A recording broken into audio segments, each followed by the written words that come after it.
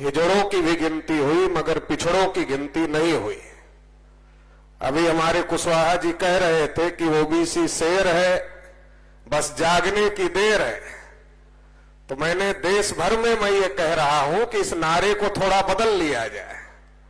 OBC शेर है, बस जागने की देर है के बजाय बस जगाने की देर है, ये नारा लगाया जाए। केवल जागने की देर है तो इंतजार करते रहेंगे। कुंभकर्ण जो रामायण में पात्र हैं, वो 6 महीने में एक बार जगते थे। ओबीसी 75 साल में अभी नहीं जगा है पूरी तरीके से, तो 500 साल तक इंतजार करे क्या? 500 साल तक ना हम स्टेज पर बैठे लोग रहेंगे ना आप लोग रहें। तो 500 साल तक इंतजार नहीं किया जा सकता है। जगाने के काम में हम लोग लगे हुए हैं, तो जगाने के काम में लगना होगा। तो नारा बदलना होगा कि ओबीसी शेर है, बस जगाने की देर है, ये नारा लगाना होगा। तो अपनी जिम्मेदारी तय होगी कि हमें जगाना है, तब जगे। दूसरी बात साथियों की, ये ओबीसी की गिनती क्यों नहीं हो रही? लंबा इतिहास है, कांग्रेस की सरकार गई, बीजेपी की सरकार गई, ओबीसी की गिनती नहीं हो रही। मैं एक दिन सोच रहा था कि आखिर पंडित जवाहरलाल नेहरू की और हमारी क्या दुश्मनी थी। जब अंग्रेज दुश्मन थे इस देश के, वो गिनती करते थे, तो आखिर नेहरू की हमसे कौन सी दुश्मनी थी जो हमारी गिनती को रोक दिया? ये मैं सोच रहा था तो सोचते सोचते मुझे समझ में आया कि देश का पहला प्रधानमंत्री जब नेहरू को बनना था, तो बहुमत नेहरू जी के पास में नहीं था। नेहरू जी के पास बहुमत नहीं था क्योंकि कांग्रेस महासमिति में जो चुनाव हुआ, उसमें सरदार पटेल को बहुमत मिला, सरदार पटेल को समर्थन मिला। लेकिन गांधी जी ने जबरदस्ती से पंडित जवाहरलाल नेहरू को देश का पहला प्रधानमंत्री बनाने का काम किया। तो नेहरू जी को यह बात समझ में आ गई कि कांग्रेस, चटर्जी, मुखर्जी, बनर्जी, गोखले, तिलक, हमारे पुरखे पूर्वजों ने कांग्रेस बनाई, मगर इसके बावजूद भी कांग्रेस हमारे पूर्वजों ने बनाई, इसके बावजूद कांग्रेस के अंदर हमारा समर्थन नहीं है, सरदार वल्लभ भाई पटेल का समर्थन है। अगर ये जाति आधारित जनगणना होती रही तो हर 10 साल में आंकड़े आएंगे। क्या आंकड़े आएंगे? ब्राह्मण 3.5%, ओबीसी 52%, ब्राह्मण 3.5%, ओबीसी 52%। एक बार में ओबीसी के दिमाग की बत्ती नहीं जलती, 2 बार में ओबीसी के दिमाग की बत्ती नहीं जलती, तीसरे बार में तो ओबीसी के दिमाग की बत्ती जल जाती कि जब हम 52% हैं, ये 3.5% है, तो 52 वाला 3.5 के पीछे क्यों रहेगा? 52 वाला 3.5 को प्रधानमंत्री क्यों बनाएगा? अगर ये दिमाग की बत्ती जल जाती तो फिर देश में ब्राह्मण कभी प्रधानमंत्री नहीं बन पाते। ये बात पंडित नेहरू को समझ में आती थी, इसलिए गिनती रोकने का काम किया। क्योंकि 1931 के बाद 41 में आधी अधूरी जनगणना हुई और 41 के बाद 51 में जनगणना होने वाली थी और 51 के बाद पहला आम चुनाव था। अगर ये जाति आधारित जनगणना के आंकड़े आते तो इसका बहुत बड़ा असर 52 के चुनाव पर होता। इसलिए जानबूझकर षड्यंत्र करके पंडित जवाहरलाल नेहरू ने गिनती रोकी। केवल गिनती ही नहीं रोका, मैं ये भी सोच रहा था कि आखिर ओबीसी का आरक्षण क्यों रोकते हैं लोग? ओबीसी के आरक्षण के खिलाफ इतना क्यों रहते हैं? क्योंकि एससी एसटी को पहले से आरक्षण मिला था।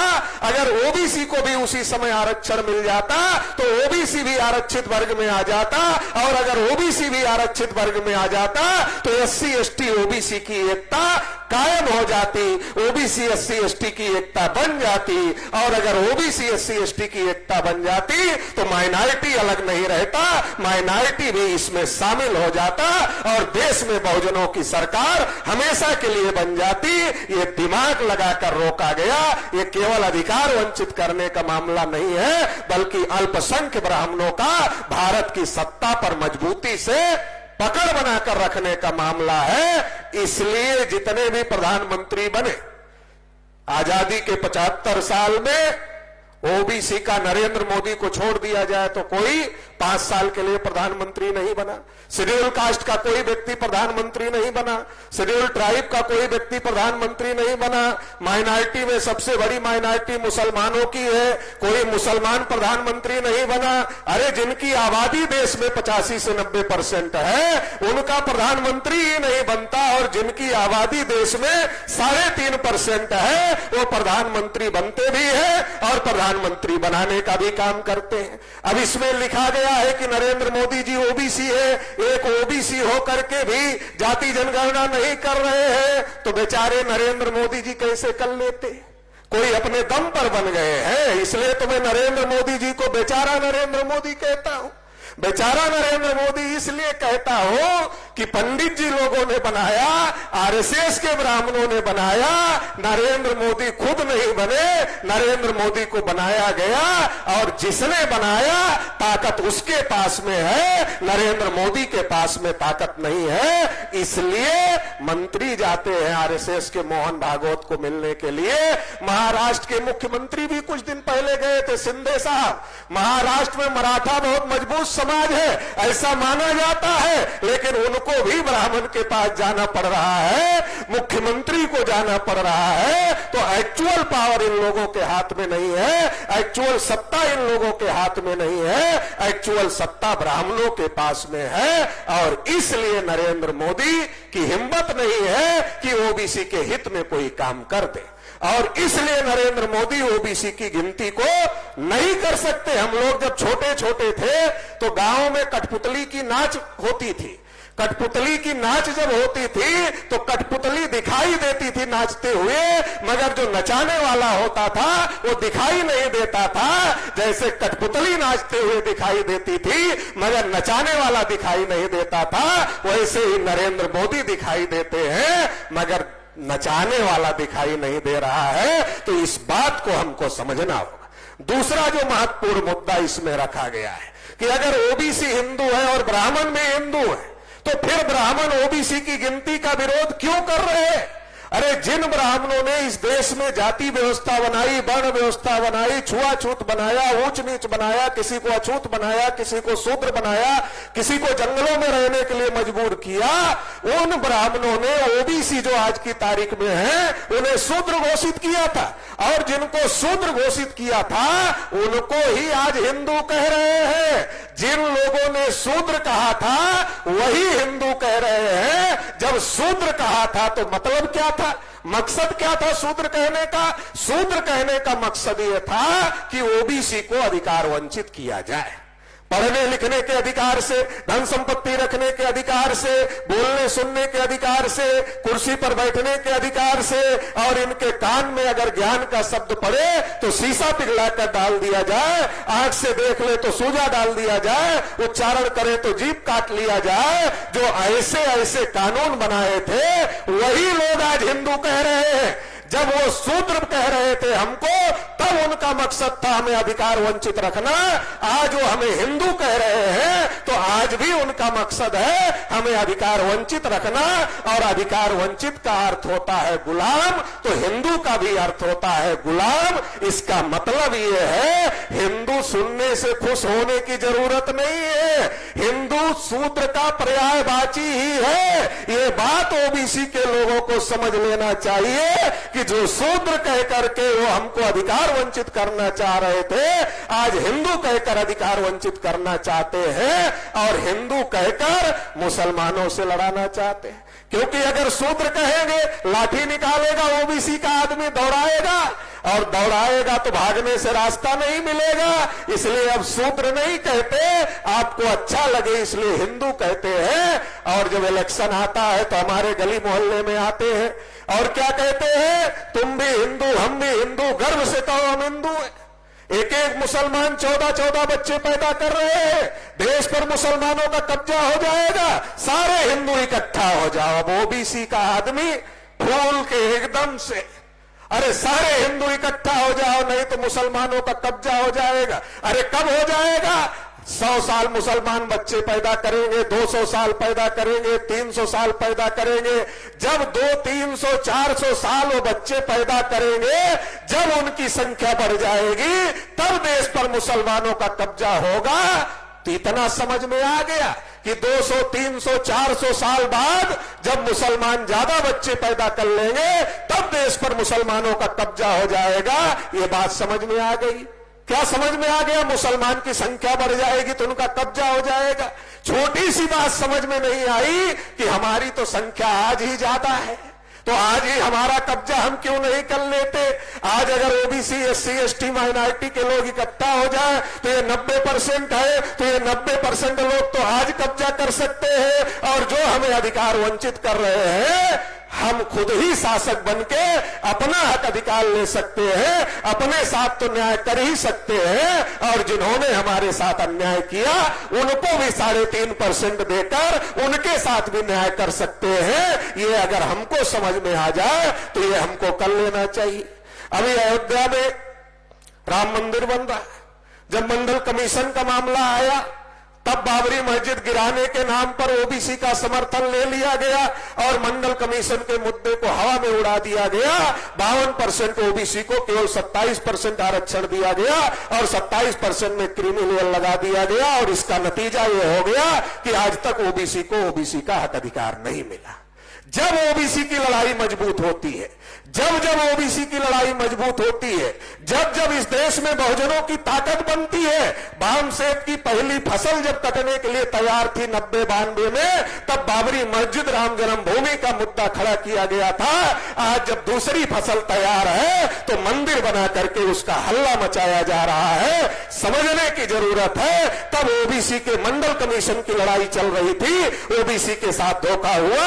आज जाति आधारित जनगणना और ईवीएम की लड़ाई देश में चल रही है। इस लड़ाई को धार्मिक ध्रुवीकरण करके दबाने की कोशिश की जा रही है। इसको समझने की जरूरत है कि हमारे मुद्दे जब खड़े होते हैं, हमारी लड़ाई जब मजबूत होती है, तब हमारे मुद्दे को डाइवर्ट करने के लिए धार्मिक इशू खड़ा किया जाता है। 3 समय हम हिंदू होते हैं। अगर मुसलमान से लड़ना है तो हम बढ़िया वाले हिंदू हैं, चंदा देना है तो बढ़िया वाले हिंदू हैं, वोट देना है तो बढ़िया वाले हिंदू हैं। अगर हम अपने हक अधिकार की बात करें तब हम हिंदू नहीं होते हैं, तब तो हम शूद्र हो जाते हैं, अछूत हो जाते हैं, आदिवासी हो जाते हैं, तब हम हिंदू नहीं होते हैं। ये जो साजिश देश में चल रही है, इस साजिश को भी अब पिछड़े वर्ग के लोगों को समझने की जरूरत है। और जिस राम मंदिर का ढिढोरा पीटा जा रहा है, अगर वाल्मीकि रामायण पढ़ो तो वाल्मीकि रामायण में एक पात्र है शंभू। शंभू वध एक चैप्टर है, आप पढ़ो शंभू कौन थे। वाल्मीकि रामायण की भाषा में शंभू शूद्र थे और आज की संवैधानिक भाषा में जिनको ब्राह्मणों ने शूद्र बनाया वही ओबीसी वर्ग के लोग हैं। इसका मतलब शंभू कोई और नहीं थे, वो ओबीसी थे। एक ओबीसी की हत्या करने वाले का मंदिर बनने पर सबसे ज्यादा ओबीसी के लोगों को मोबिलाइज करने का काम आरएसएस, बीजेपी के लोग कर रहे हैं। ओबीसी के लोगों को गुमराह करने का काम कर रहे हैं। तो ओबीसी को यह बात भी समझने और समझाने की जरूरत है।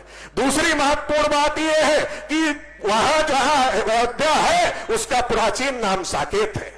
और साकेत क्या है? साकेत बौद्धों की नगरी है और तथागत बुद्ध ने वहां 16 वर्षावास किए। वो बुद्धिस्टों की ऐतिहासिक धरती है, बुद्धिस्टों की भूमि है। और ये कोई काल्पनिक बात नहीं है। जब लॉकडाउन में चोरी से मंदिर निर्माण के लिए खुदाई हो रही थी तो वहां से जो अवशेष निकले वो अवशेष किसके निकले? अवशेष बौद्धों के निकले। इस देश में जो सम्राट अशोक की विरासत है, जो तथागत बुद्ध की विरासत है, जो राजा प्रसेनजित की विरासत है, वो हम तमाम मूल निवासियों की गौरवशाली विरासत है। तो एक तरफ तो क्या कर रहे हैं? मंदिर का मुद्दा उठाकर हमारे हक अधिकार खत्म कर रहे हैं। दूसरी तरफ क्या कर रहे हैं कि जो हमारे बौद्धों की गौरवशाली विरासत है, उस गौरवशाली विरासत पर ब्राह्मणों का कब्जा करवाने का काम भी इसके साथ ही साथ में हो रहा है। इसलिए ये भी एक बड़ा षड्यंत्र है। इस षड्यंत्र को भी ओबीसी के लोगों को समझने की जरूरत है। यही लोग जब विदेश में जाते हैं कहते हैं हम तथागत बुद्ध के देश से आए हैं, कहते हैं हम सम्राट अशोक के देश से आए हैं। और यही लोग जब भारत में रहते हैं तो तथागत बुद्ध, सम्राट अशोक, राजा प्रसेनजित की गौरवशाली जो विरासत है उस विरासत को खत्म करने का काम, उसको दबाने का काम, उस पर ब्राह्मणों का कब्जा करवाने का काम करते हैं तो ये जो साजिश देश में चल रही है, इस साजिश को से भी निपटने का काम करना होगा, क्योंकि अब पानी सर के ऊपर जा रहा है। पानी सर के ऊपर जा रहा है, अभी सर तक नहीं रह गया, ऊपर जा रहा है। और इसलिए जब पानी सर के ऊपर जा रहा है तो अब चुप रहने से काम नहीं चलेगा। इस लड़ाई को आगे बढ़ाने का काम करना होगा, इस लड़ाई को लड़ने का काम करना होगा। वो बार बार हिंदू मुसलमान का विवाद खड़ा करते हैं और हर मस्जिद के नीचे मंदिर ढूंढते हैं। अरे हिंदू मुसलमान की लड़ाई में हमको लगता है कि नुकसान मुसलमान का हो रहा है, केवल मुसलमान का नुकसान नहीं हो रहा है। मुसलमान की तो मस्जिद जा रही है, हमारे तो सारे हक अधिकार जा रहे हैं। अगर हमारे लोग बाबरी मस्जिद गिराने में नहीं गए होते, अपने मंडल कमीशन की लड़ाई लड़ते, तो करोड़ों नौकरियां ओबीसी के लोगों को मिली होती, करोड़ों नौकरियां भी चली गई। और जो लोग मंदिर के लिए लड़े थे उनको मंदिर के ट्रस्ट में जगह भी नहीं किया। मतलब ओबीसी का इस्तेमाल करो और ओबीसी को फेंक दो, ये षड्यंत्र देश में चल रहा है। इसलिए मैं स्पष्ट रूप से कहना चाहता हूं, अगर जमीन के नीचे खोदना है, जमीन के नीचे देखना है, तो जिसका जमीन के नीचे निकलेगा उसको देना पड़ेगा। अब ये नहीं चलेगा कि आप मस्जिद के नीचे खोदोगे और कहीं भी खोजोगे और खुद कब्जा करोगे, ये नहीं चलेगा। अगर जमीन के नीचे की बात मानना है तो जिसका जमीन के नीचे निकलेगा उसको देना पड़ेगा। अगर अयोध्या में साकेत में जमीन के नीचे बौद्धों का निकला है, अगर अयोध्या में साकेत में जमीन के नीचे बौद्धों का निकला है तो बौद्धों को देना चाहिए। अगर जमीन के नीचे बौद्धों का है तो बौद्धों को देना चाहिए, लेकिन बौद्धों को देने की बात नहीं हो रही, ब्राह्मणों का कब्जा करवाया जा रहा है। इसी प्रकार से काशी मथुरा का मामला चल रहा है। इसी प्रकार से हम लोगों ने नोटिस दिया सोमनाथ मंदिर के लिए। तो ये जो सारा षड्यंत्र देश में चल रहा है, इस षड्यंत्र को ओबीसी के लोगों को ठीक से समझने की जरूरत है। इसलिए राष्ट्रीय पिछड़ा वर्ग मोर्चा के द्वारा, भारत मुक्ति मोर्चा के द्वारा हम लोग लगातार ये अभियान चला रहे हैं कि ओबीसी समाज को जागृत किया जाए। अब जहां तक राहुल गांधी का मामला है, तो अब राहुल गांधी का जो मामला है, राहुल गांधी बार बार झूठ बोलते हैं, बार बार झूठ बोलते हैं, बार बार झूठ बोलते हैं, बार बार कि हमने जाति आधारित जनगणना किया, हमारी सरकार ने जाति आधारित जनगणना किया, हमारी सरकार ने जाति आधारित जनगणना किया। कहां किया? सर्वे किया और कहा जाति जनगणना किया, जाति जनगणना नहीं किया, सर्वे किया और झूठ बोलते हैं कि हमने जनगणना किया, सर्वे किया और उसकी रिपोर्ट भी पब्लिश नहीं किया। अगर सेंसस एक्ट 1948 एक्ट के तहत अगर जनगणना होती तो फिर क्या होता, उसकी रिपोर्ट पब्लिश होती, उस पर इंप्लीमेंट होता, लेकिन ऐसा कुछ भी नहीं हुआ क्योंकि वो जनगणना नहीं थी, ओबीसी के साथ धोखेबाजी थी, केवल सर्वे करने का काम किया। और इतना ही नहीं, कई राज्यों में राहुल गांधी की स्टेट में सरकार थी, अभी कुछ में चली गई, कुछ में है। जैसे नीतीश कुमार ने बिहार में जनगणना करके आरक्षण देने का काम किया, क्या कांग्रेस की जिन राज्यों में सरकार है, क्या कांग्रेस वो देने के लिए तैयार है? क्या कांग्रेस दे रही है? इसलिए ये खाने के दांत अलग है, दिखाने के दांत अलग है। जब मंडल कमीशन की बात चल रही थी तो कांग्रेस भी मंडल कमीशन के विरोध में थी और बीजेपी भी मंडल कमीशन के विरोध में थी। आज जाति जनगणना की बात चल रही है तो आज कांग्रेस भी जाति जनगणना के विरोध में है, बीजेपी भी जाति जनगणना के विरोध में है। लेकिन हम सभी को धन्यवाद देना चाहिए वामन मेश्राम साहब को, जिन्होंने जाति जनगणना का मामला इतना जोर शोर से उठाया, इतना जोर शोर से उठाया कि आज सबको हां में हां मिलाने की मजबूरी हो गई। केवल राहुल गांधी थोड़े ही बोल रहे हैं, अमित शाह भी तो बोल रहे हैं कि हम जनगणना के समर्थन में हैं, हम विरोध में नहीं है। उत्तर प्रदेश में हमारे केशव प्रसाद मौर्य जी है, डिप्टी सीएम है, वैसे उनको सीएम प्रचारित किया गया था मगर बाद में उप बनाकर चुप कर दिया गया। और वो बोलते नहीं है जल्दी, वो कब बोलते हैं जब उनको कहा जाता है बोलने के लिए। अभी जब जाति जनगणना का सवाल लगातार उठ रहा है तो कहा गया कि अब आप बोलो इसका, क्योंकि आप ओबीसी हो तो आप ही बोलो। तो आए केशव मौर्य जी ने और केशव मौर्य जी ने कहा कि जो हमारा शीर्ष नेतृत्व है वो जनगणना के समर्थन में है। अरे मौर्य जी, आपका शीर्ष नेतृत्व अगर जनगणना के समर्थन में है तो सेंटर में आपकी सरकार है, स्टेट में आपकी सरकार है, तो आप जनगणना करवा क्यों नहीं लेते? डर किसका है जो नहीं करवा रहे हो? या तो खुल के कह दो कि भागवत जी का डर है, या तो खुल के बता दो किसका डर है। और अगर डर नहीं है तो करवा क्यों नहीं लेते? तो करना नहीं है। जब हमारे लोग हल्दी देखकर ही पीले हो जाते हैं तो हल्दी लगाने की क्या जरूरत है? और जब चुनाव में वोट का समय आता है तो ओबीसी के लोगों के जाति का कैंडिडेट दे दिया जाता है और ओबीसी के लोग क्या कहते हैं? अरे जाति की इज्जत बचाना है, जाति की। मैंने कई जाति के लोगों को पूछा, अरे तुमने कैंडिडेट तय किया कि बीजेपी वालों ने तय किया? कहा नहीं, बीजेपी वालों ने तय किया। तो हमने कहा तुम्हारी इज्जत कैसे चली जा रही है? तुम जाति वालों ने अगर जाति का कैंडिडेट तय किया होता, वो हार जाता तो तुम्हारी इज्जत जाती, लेकिन जब बीजेपी वाले कैंडिडेट दे रहे हैं तो तुम्हारी इज्जत कैसे चली जा रही है? अरे तुम्हारा हक अधिकार भी लूट रहे हैं और तुम्हारी जाति का चेहरा दिखाकर तुम्हारा वोट भी लूटने का काम कर रहे हैं, तुम्हारा सत्यानाश करने का काम कर रहे हैं। दो नशा ओबीसी के ऊपर बहुत ज्यादा सवार है। एक जाति का नशा सवार है, एक धर्म का नशा सवार है। जो ओबीसी की लड़ाई लड़े वो ओबीसी का नेता नहीं है। जो ओबीसी का लड़ाई लड़े उसको ओबीसी नेता नहीं मानता। ओबीसी किसको नेता मानता है? ओबीसी उसको नेता मानता है जिसको आरएसएस, बीजेपी के लोग, कांग्रेस के लोग बड़ी बड़ी गाड़ियों से घुमाने का काम करते हैं, मीडिया में प्रचार करवाते हैं। वो कभी ओबीसी के बारे में नहीं बोलता, लेकिन कहते हैं ओबीसी का नेता है। मुझे कई मीडिया वाले पूछ रहे थे कि नरेंद्र मोदी ओबीसी के नेता है। मैंने कहा बहुत लंबा कैरियर है नरेंद्र मोदी का, बहुत दिन तक आरएसएस के प्रचारक रहे, फिर गुजरात के कई साल मुख्यमंत्री रहे, अब प्रधानमंत्री है। कभी ओबीसी के हक अधिकार की लड़ाई लड़ी? उनके समय में तो मंडल की भी लड़ाई चल रही थी। क्या मंडल की लड़ाई में कभी नरेंद्र मोदी जी शामिल हुए? तो कभी नहीं शामिल हुए। तो फिर नरेंद्र मोदी ओबीसी के नेता कैसे हो गए? तो हमें फर्क करना पड़ेगा कि ओबीसी में पैदा होने मात्र से कोई ओबीसी का नेता नहीं बन जाता। जो ओबीसी के हक अधिकार की लड़ाई लड़े वही ओबीसी का नेता हो सकता है। वो किसी जाति का हो सकता है मगर वो ओबीसी का नेता हो सकता है जो ओबीसी के हक अधिकार की लड़ाई लड़े। मेश्राम साहब ओबीसी के हक अधिकार की लड़ाई लड़ रहे हैं तो हम सारे ओबीसी के लोग मेश्राम साहब को ओबीसी का नेता मानते हैं। लेकिन जो ओबीसी में पैदा हुआ नरेंद्र मोदी है, ओबीसी की लड़ाई नहीं लड़ते हैं, तो हम उनको ओबीसी का नेता कैसे मानेंगे? और अगर ऐसा मानेंगे तो जैसे सत्यानाश हो रहा है आगे भी होता रहेगा। तो जाति का नशा कम करना पड़ेगा। जब जाति का नशा कम होगा तब वर्ग का नशा चढ़ेगा। बाबा साहब अम्बेडकर ने जो 6000 से ज्यादा टुकड़े ब्राह्मणों ने बनाए थे हमारे बहुजन समाज के, उसको SC, ST, OBC, minority 4 platform पर लाकर खड़ा कर दिया। तो पहले एससी, एसटी, ओबीसी, माइनॉरिटी बनो और फिर सब एकजुट होकर मूल निवासी बन जाओ तो देश में हम अपने हक अधिकार की लड़ाई लड़ सकते हैं।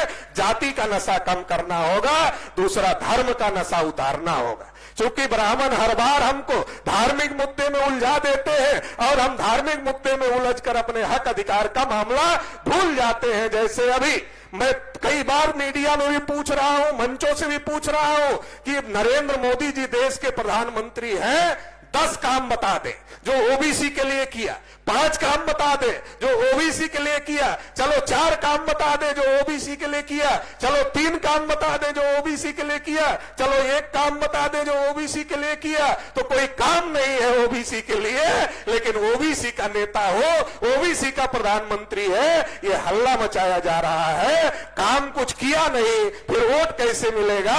फिर अयोध्या में मंदिर बनाकर धार्मिक भावनाएं भड़काकर वोट लेने की साजिश चल रही है। इस साजिश को रोकना पड़ेगा। इसलिए राष्ट्रीय पिछड़ा वर्ग मोर्चा ने तय किया है कि ये हमारे हक अधिकार की बलि चढ़ रही है, ये हमारे पुरखों की जो विरासत है उसको खत्म करने का षड्यंत्र किया जा रहा है। इसलिए जो सारा षड्यंत्र चल रहा है इसके खिलाफ जब 22 जनवरी को जब राम मंदिर का उद्घाटन होगा तो उस दिन पूरे देश भर में राष्ट्रीय पिछड़ा वर्ग मोर्चा काला दिवस मनाने का काम करेगा। हम लोग 22 जनवरी के दिन को काला दिवस घोषित करेंगे, क्योंकि इस हवन में जो हवन वो कर रहे हैं उसमें हमारे लोगों की बलि चढ़ाने का काम चल रहा है, हमारे हक अधिकारों की बलि चढ़ाने का काम चल रहा है और हमारी गौरवशाली विरासत को भी खत्म करने का काम चल रहा है। इसलिए 22 जनवरी को काला दिवस मनाया जाएगा। माननीय वामन मेश्राम साहब को हम अनुरोध करेंगे कि इस काला दिवस में आपका भी साथ सहयोग समर्थन हमको मिले। इसी आशा उम्मीद के साथ आप लोगों ने मुझे सुना, इसके लिए बहुत बहुत आभार, बहुत बहुत धन्यवाद। जय मूल्य। धन्यवाद मान्यवर चौधरी विकास पटेल साहब। वक्ता के तौर पर अभी मैं बुलाना चाहती हूँ मान्यवर किरण ठाकरे मैडम, जो कि अध्यक्ष है युवा संघर्ष मोर्चा वर्धा महाराष्ट्र से। विषय पर अपनी बात रखने वो डायस पर